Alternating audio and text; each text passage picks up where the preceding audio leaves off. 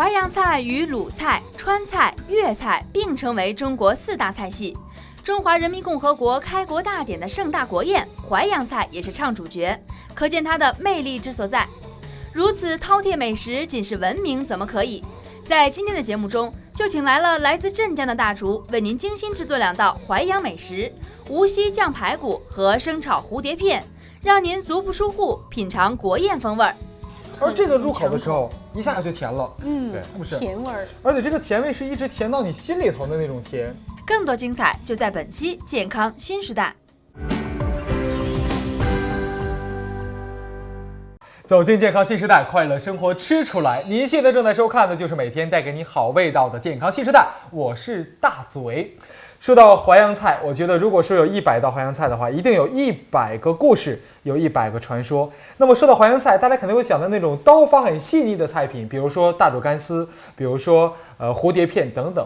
那么说到淮扬菜，它究竟讲究在什么地方呢？不只有刀法，包括火候的掌握，包括里面调味的掌握都很重要。那今天健康新时代就教你如何做正宗的淮扬菜，有请来自于镇江的朱大厨，欢迎。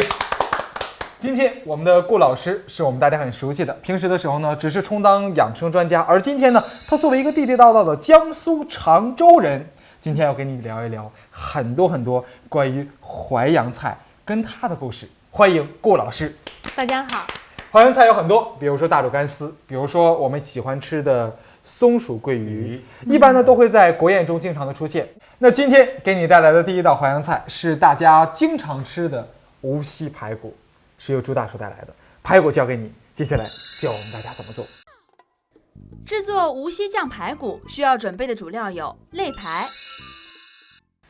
首先是些选料，刚才我们已经感受到了这个。首先排骨是要选择肋排前3甲的这个排骨。肋排前3甲那个，就是说它那个骨头呢最小最细的那些，它的肉质呢比较肉多，然后肚子里那种烧出嘛不滑柴，肥肉少啊，是不是？肥肉少，但是它的瘦肉中脂肪含量还是有一些，对，其实无锡排骨它这个原名叫肉骨头，肉骨头，这个非常有历史，在光绪年间就有了。光绪年间就兴起这个无锡排骨了。哎呦，那已经怎么讲100多年了，100多年的历史。无锡排骨呢，我们立刻想到的口味就是那种甜中带点咸，咸中带点鲜，鲜中带点肉香味的那种。肉香味，而且是大块儿吧，大片块的那种，吃起来吧肉感特别多，骨头很少，几乎就吃起来就是肉，然后骨头特别细小的那种排骨。那么这第一关，我们这个选料上就比较特别了，比较精细，是不是？好嘞，现在我们现在都排骨啊，选择好，我们先开始怎么制作呢？开始锅上烧水，哎呦，先要给它先烫一下，对，出下那个血水，一般排骨啊比较不容易烂。我想说，我们吃无锡排骨的时候都会觉得它那个肉怎么那么软烂呢？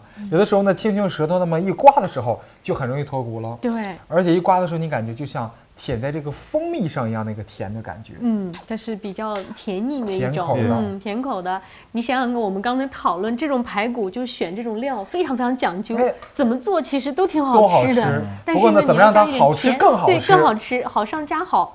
买这么好的排骨就别浪费了。看我们朱大厨的功力了。所以烧这个排骨一定这就讲出淮扬的一个火候，这都是小文火，慢烧，一般它烧到1个小时到1个半小时。这么久？哇，1个小时到1个半小时。那一般如果是酒店的话，它会提前都提前烧好。那一说到这个淮扬菜啊，大家呢都知道，我们的大厨来自于淮扬菜系中的一个重要组成部分，就是镇江这个地点。那么镇江还有什么？那2个，还有就是扬州，还有就是淮安，对，这3个地方的菜。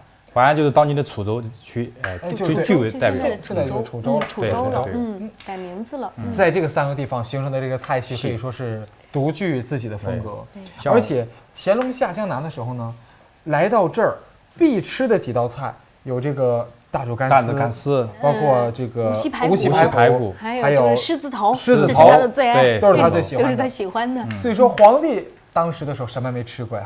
经过他的嘴巴越过的菜品，他能认为好的，那么看来是真的是有一绝的。那么今天就学学这一绝的无锡排骨，先给它烫一下。这个血水焯它的时候需要大火是吧？对，大火，煮出把血水表面把这个肉煮透，就是断生。对。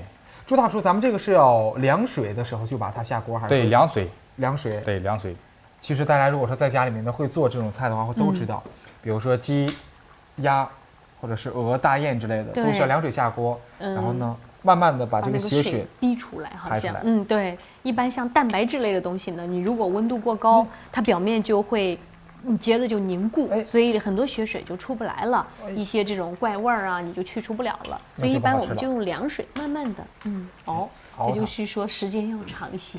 那其实说到这个淮扬菜哈，大家都知道，在这1949年中华人民共和国成立的时候呢，我们举办的国宴，领导人们在一起吃的菜就是淮扬菜为主的。对，在我们建国50年的时候，1999年我们的50年大庆，然后我们当时的国宴。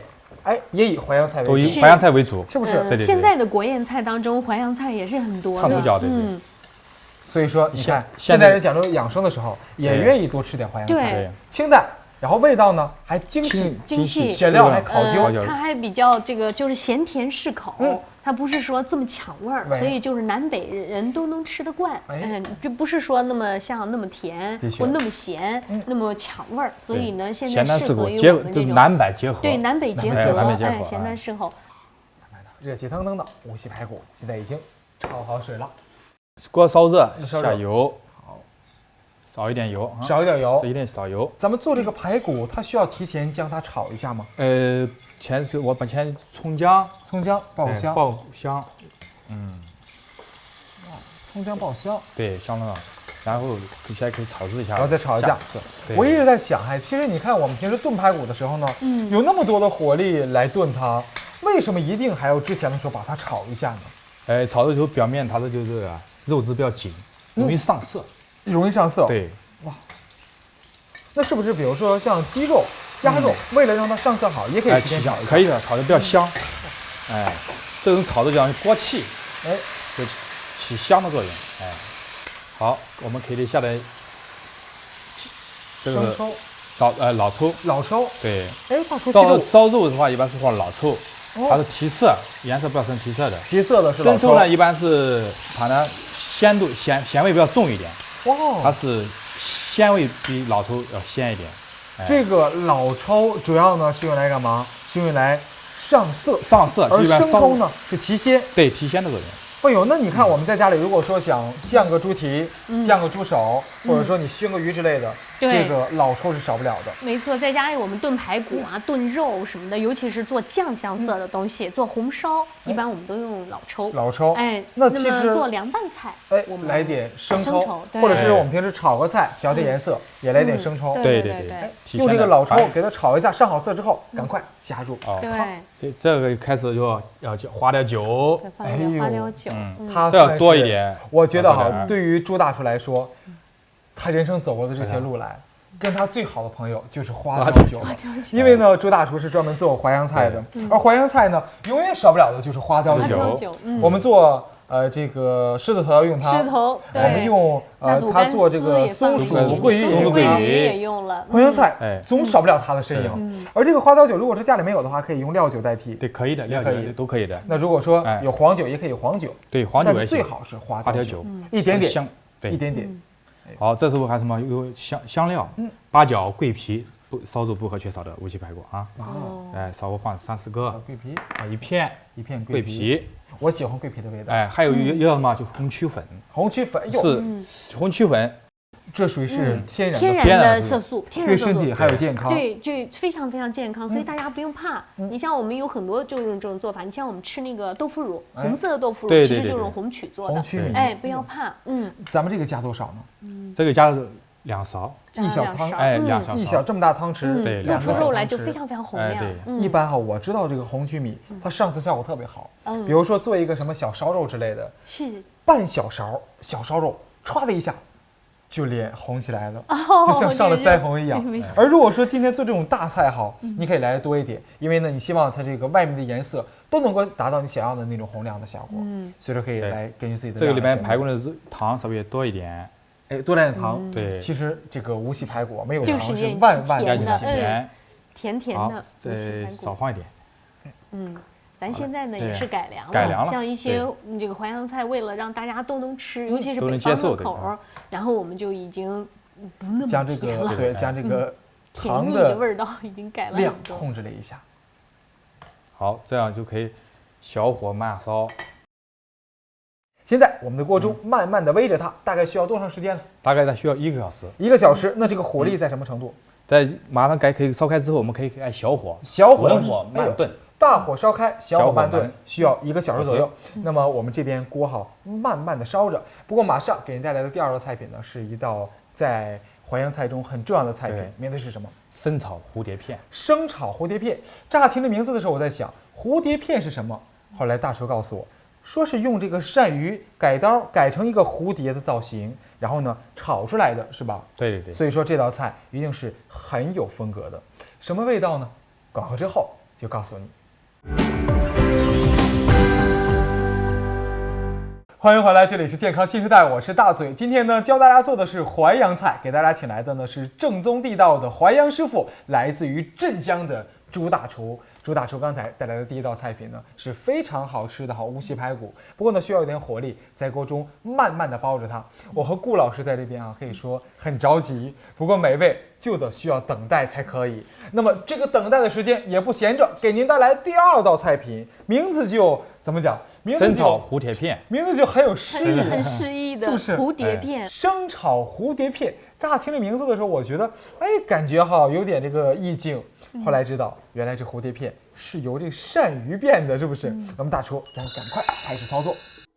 制作生炒蝴蝶片需要准备的主料有鳝鱼、青红椒、笋片。生炒蝴蝶片鳝鱼，一般是鳝鱼呢，现在在市场上有，活的，还有鳝片的。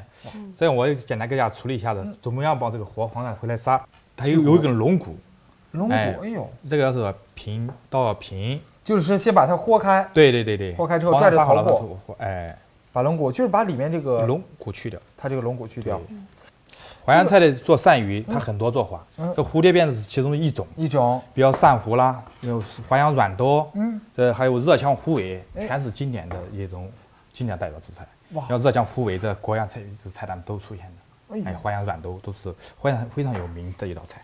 其实你看这个鳝鱼我乍一看它的时候，我在想它是哪里的？是草里的呢，还是河里的？应该是河里。河里边的，因为这个淮扬菜好像大多数都喜欢用河里面产的东西。对对。比如说这个江南一带的。对啊，比如说因为江南是不是水多？水多，所以说它就比较擅长烹调这个水中能够多的这个食材，比如说藕。对，藕用的比较多。平时吃的这个马蹄，对，等等，还有角都是我们水芹菜、水芹，对，都有。所以说呢，一般你看这个选料的时候，也能大概辨别出来它究竟是什么菜系。是。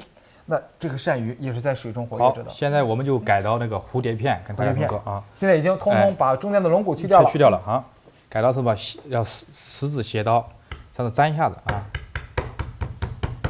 这样剁一剁它，剁一点，在剁它的时候，这个皮保持连着的，然后再交叉，交叉的来，对，交叉来，这样切出来这个刀法这个纹理，很像十字交叉的，像牛排烙出来这个纹路，对，像牛排烙的是，然后再改菱形刀，对，菱形大片的，大片，这个要是一炒之后它就卷起来了。这个所谓的蝴蝶片就是这样。对，就是菱形的刀片。对，菱形刀片。那为什么中间的时候我们要把中间这个剁成这个十字交叉的这个样子呢？首先它可以卷起来，这刀法就出来，然后炒制它就会卷，更有入味。因为是生炒，它要讲究这个时间要短。生炒的特点就是讲的时间短，味道保留的鲜。对，鲜，还有它出来之后效果是质地什么脆嫩的感觉。脆嫩的。要是这是一般有黄鳝的，就是那个淮扬菜里什么红烧满桥，它是烧的。它是小火煨出来，煨出感觉是什么？比较软烂。这个就不要这个鳝鱼呢，炒的出来就叫脆嫩，很有特色。真不错。其实你看我觉得这个鳝鱼可能说对于很多咱们这边北方比较偏北的位置的人不太熟悉它，一般吃的机会比较少，除非是在川菜馆或者说专门去吃淮扬菜能接触比较多一点。那这个鳝鱼吃完之后对身体有什么好处呢？郭老师？实际上鳝鱼呢是营养非常好的一个食物。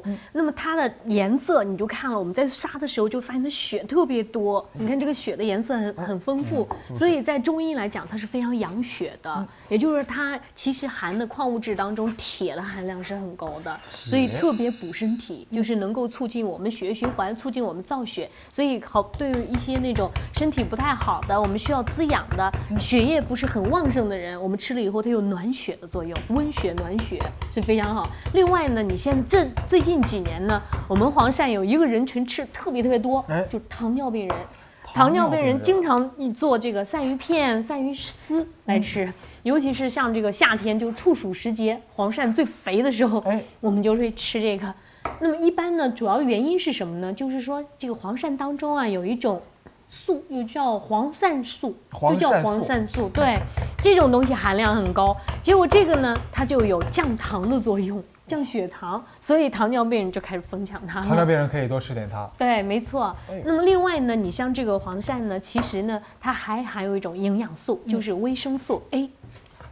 维生素 A 是不是对眼睛很好的那种？对，维生素 A 呢，对我们的皮肤啊，还有眼睛啊，对皮肤的发育，对我们现在的夜盲症，就是我们现在白领的一些眼睛不好的干眼症，都有很好的改善作用。所以现在呢，人吃这个又比较多了，真的是吃了以后很补身体的。那气势好，营养丰富是一方面，如果说能烹出好味道才是关键。因为我们这边呢，选择的是一种这个炒的方式。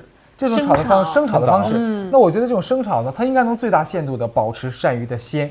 对，它这个生炒呢，它肯定用的油温也不是很高，然后烹饪时间也有点短，所以呢，我们在选择原材料的时候就很讲究，一定要活的。最好你就是现场看着人家宰杀，一般咱北方人买都是它有活的卖，然后呢，你现场请他宰杀完了，一定不能吃死的。那么这样，因为本身做生炒嘛，那么这个黄鳝呢，死的是不能吃的。那么我们南方人都知道呢，一旦死了以后呢，它这个身体里面有一种东西是不太好，叫做祖胺。它的祖胺含量很高，这个祖胺呢，我们就是在体内的量不用太大了，稍微大一点点就会让人过敏。人会有过敏反应，对，有过敏，就像吃蟹子一样，对，就像吃蟹子，要吃死了以后，它也是让人过敏，产生一些毒素比较多一点，所以黄鳝必须吃活的，活黄鳝的。这么说的话，你看哈，今天我们选择的是最好的食材，对，搭配的呢是彩椒，这个颜色上也很统一，对，是不是？鲜艳，黑和红还有黄来搭配，青红椒搭配一下，青椒切成菱形片，菱形的也是都菱形的，统一造型，蝴蝶片一样的，就是配料也要讲究。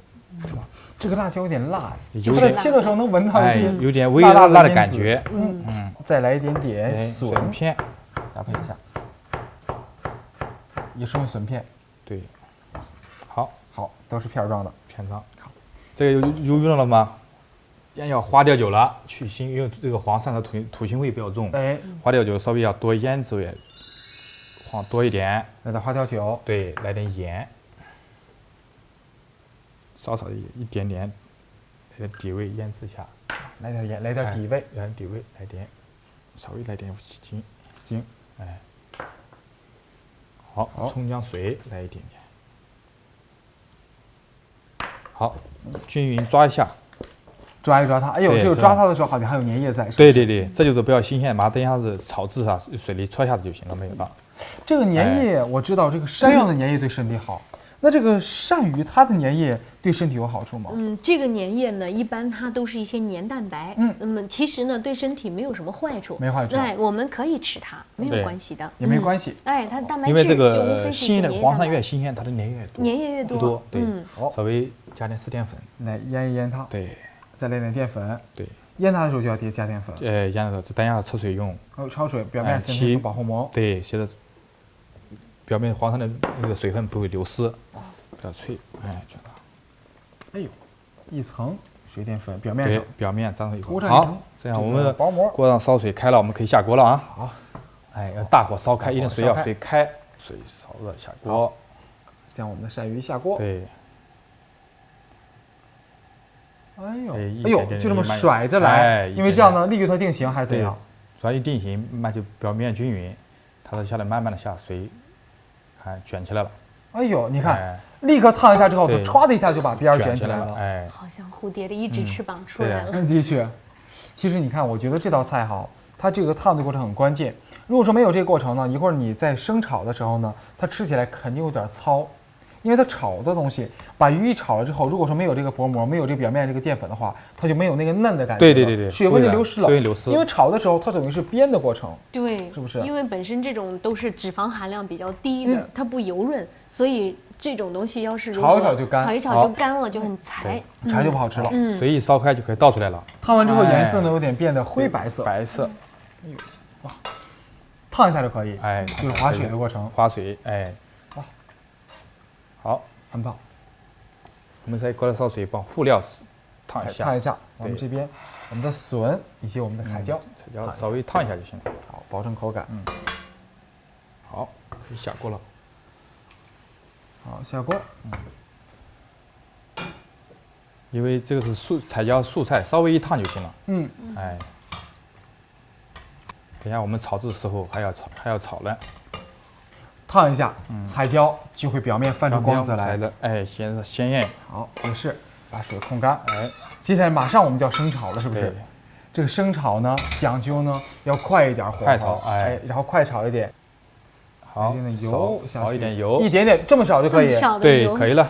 这是低热量的饮食，非常平衡。出锅时候，等一下我们看葱，爆个锅，爆锅，葱姜蒜爆锅，然后这带点葱姜蒜片。蒜片起香的作用。哎呦，这道菜不用再加点干辣椒之类的。干辣椒就不要了，因为南方人吃辣的比较少。其实你看啊，如果是四川人做这道菜呢，他可能就会选择辣椒，咔的一下放进去。但是由于淮阳一带的人呢，喜欢吃这种甜咸鲜口的，所以说不太注重辣的。好，放点水，来点水。哎，我们要调味，因为我们生炒把味调好，黄上下锅，欢2分就出锅了。哎。下一点点蚝油起鲜的作用。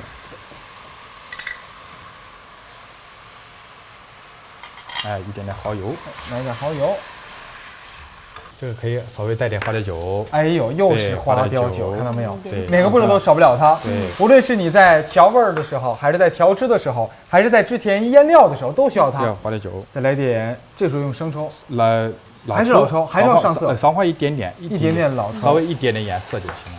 这个酱油是不是对身体是很有好处的？对，酱油是非常有好处的，因为它本身里面是一些氨基酸，它的鲜味来自于氨基酸，所以呢，应该是比较鲜美的。比较鲜美的。而且有一定的营养，比咱们的其他的这个调味料呢要多一些营养成分在里面。但是呢，一般用酱油的时候，我们都主张不要在锅里面煮很长时间。因为煮时间长了以后，这个氨基酸就变性了。哎呦，所以呢，最好是短一点。你看这边这个我们的老抽放进去之后呢，颜色爆出来一些，很漂亮。加点糖，加点盐，然后赶快将我们刚才划过水的蔬菜、湿淀粉和鳝鱼一起，这就可以了，就这么快。哇，真的是很迅速的，这是个快炒菜。对，快炒菜。哇，准备了一个这么漂亮的盘子，上面呢也有是蝴蝶的造型。好，出锅淋点油，来点油，提一下亮。哎，对，色泽。你看我们这个笋现在呢也已经变成黄色，变成这个怎么样？它不应该是黄，应该是有点红色的感觉接近于。好，生炒蝴蝶片好了。好 ，OK， 出锅放在盘子里面去。油滋滋的声音，快炒菜。您看这道菜放在这里的时候呢，这个摆盘很漂亮，很精致，而且刚一落下来的时候，这个蝴蝶片散发出来这个香味儿就出来了，感觉立刻就家里开饭的样子，是不是？咱们赶快尝一尝好不好？好，一起来尝。好，来，有请，来尝一尝，来一起啊！哦，蝴蝶片呢，是脆的，跟那很脆，很嫩，对吧？非常脆嫩，不是那种软弱的感觉，的确的，而且咸鲜味儿非常合适。这道菜很出乎意料哎，这就是生炒的特点。你看它的时候呢，你想象不到它居然是辣滋滋，然后带甜的味道，好吃的生炒蝴蝶片，火候很关键。如果说晚那么一点点的话，可能这个味道就要欠缺很多。不过无锡排骨它也是讲究火候的，如果不到1个多小时，它的味道也不会渗透到里面去。赶快把煲了1个多小时的无锡排骨请出来，好，有点迫不及待。好。哦，哎呦，红红的感觉，大盘的颜色呢，现在变成什么了？变成这种红亮的色彩，酱红色。包括这个汤汁，你看它在煮的时候呢，也是气泡都变成红的了。这道菜可以，你看，它出锅之前呢，滋滋啦啦的时候，对，你就感觉这道菜味道错不了。现在我们可以出锅了。出锅，准备好盘子。好，一块一块的给它取出来，一块一块取出来。